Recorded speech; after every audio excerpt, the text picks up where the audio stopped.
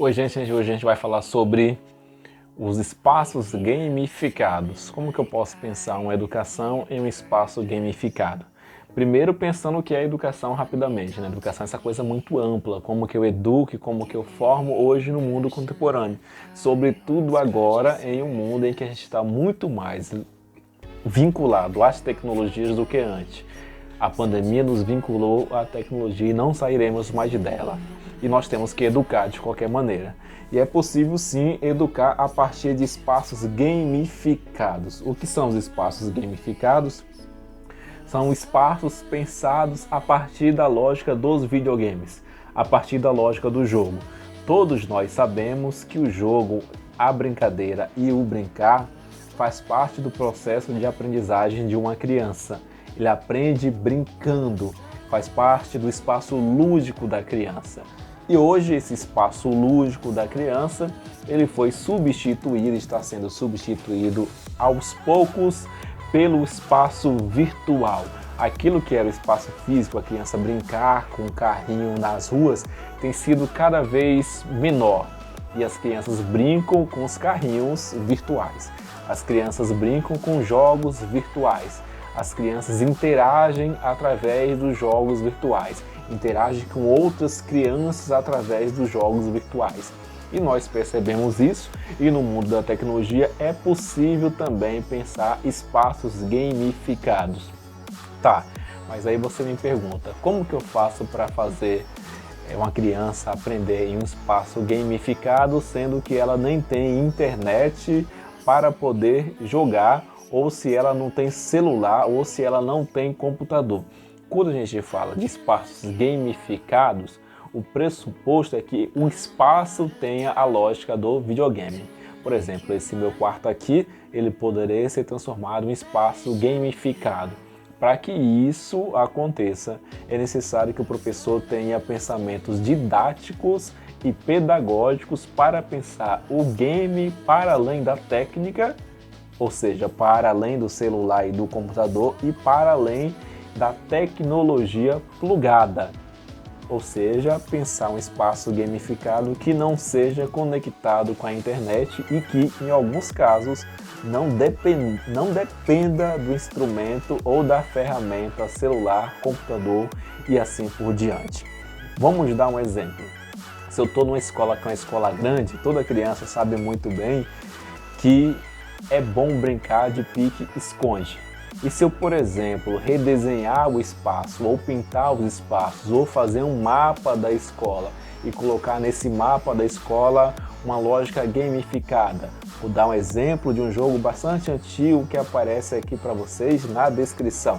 Se eu penso, por exemplo, o Mario Bros, que é uma coisa muito mais para nós que somos mais velhos. Nem sei se as crianças jogam o Mario, mas você pensa em um game como o Mario e coloca, por exemplo, as fases, as estações que o Mario vai passando, e eu penso, por exemplo, em uma aula didática, que a criança, ao responder cada tarefa ou cada atividade, pode ser de matemática, física, química e assim por diante, ela esteja passando de fases. Então, fase 1, 1 mais 1, 2, passou para a fase segunda. E aí ela vai procurar dentro da escola e veja a quantidade de coisas que você está trabalhando. Você pode trabalhar de maneira, inclusive, interdisciplinar.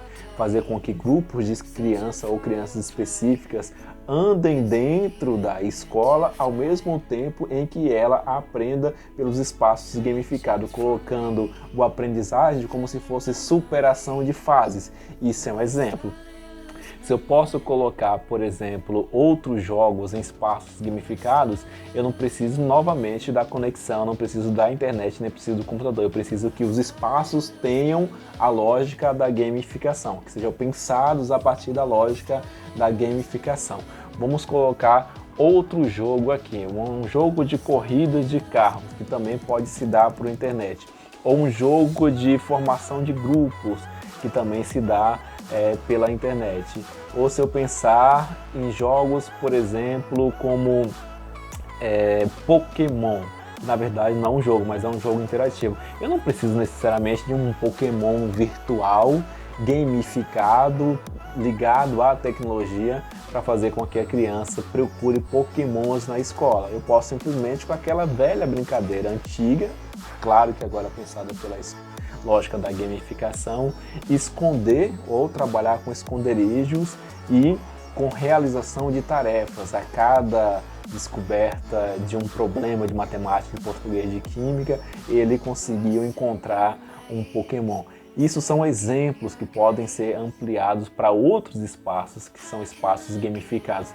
Para isso, eu preciso da formação de um professor que também esteja totalmente interligada ou ligada à lógica da gamificação, à lógica do entretenimento ou a lógica do pensamento enquanto entretenimento, a lógica da aprendizagem enquanto entretenimento. Esses exemplos que eu coloquei são exemplos de espaços que podem ser gamificados sem o uso das ferramentas. E agora, se eu quiser usar as ferramentas, vamos lá, uma sala de aula, todos nós sabemos que os alunos podem usar o celular. Nós temos vários jogos de aprendizagem, não são poucos. Se alguém entrar no Play Store e colocar jogos de aprendizagem ou navegar na internet, vai baixar um monte de joguinho de aprendizagem para aprender língua portuguesa, para aprender matemática, para aprender língua estrangeira, para aprender química.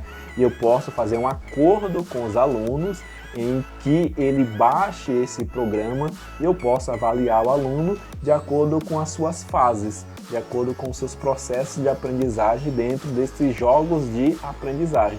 E ali o aluno pode ficar com o celular jogando e aprendendo e brincando ao mesmo tempo. Isso é um espaço gamificado. Agora com a lógica da técnica, que ele pode baixar e não precisa da internet. E se for com a internet, melhor ainda, porque eu posso baixar jogos em que eu possa interagir com o aluno dentro da sala. Mas tudo isso sempre dependerá do acordo que o aluno faz com o professor e vai depender do acordo que a escola também faz. Ou seja, nos espaços gamificados, o professor ele deve ser formado com a lógica gamificada e o aluno pode aprender também a partir das lógicas gamificadas. Apareceu aí para vocês um monte de exemplo de jogos que são jogos interativos. E os jogos interativos pressupõem de fato que a gente consiga interagir em vários espaços. No espaço físico da escola, da sala de aula, e no espaço técnico do celular e no espaço virtual da internet. Isso é possível em função da lógica e da educação nos espaços gamificados. E é evidente que esse é um projeto que não pode acontecer de forma isolada, ele acontece ao longo do tempo e para isso eu preciso naturalmente de uma gestão da escola. Então, se eu sou um gestor da escola, esse espaço gamificado ele deve vir como uma perspectiva de gestão gamificada, em que eu compreenda que o espaço da criança, o espaço do brincar, não se restringe à minha compreensão do que é educação, mas que o espaço do brincar é muito mais. E para isso é necessário, de fato, uma gestão que consiga desenvolver esses espaços gamificados. É um trabalho que se dá de maneira coletiva, mas que pode sim partir de uma perspectiva individual de educação. Assim como meu gato acabou de pular aqui agora, imagine se isso fosse um gato virtual. Imagine se eu pudesse colocar, por exemplo, projeções de animais nas paredes, algo que é extremamente fácil realizar hoje. Eu posso trazer para dentro de uma sala de aula, por exemplo, uma savana e ali fazer com que a criança brinque de pique-esconde com a savana de animais, assim como tem no Google. Eu posso, por exemplo, no Google fazer espaços virtualizados e gamificados com algo que para nós é gratuito, que é acessar animais, movimentos animais por meio do Google e fazer espaços, por exemplo, virtualizados, gamificados com algo que está aí à nossa disposição. Isso é um trabalho coletivo, é um trabalho interativo, é um trabalho integrativo que não pode ser de forma alguma feita de maneira isolada.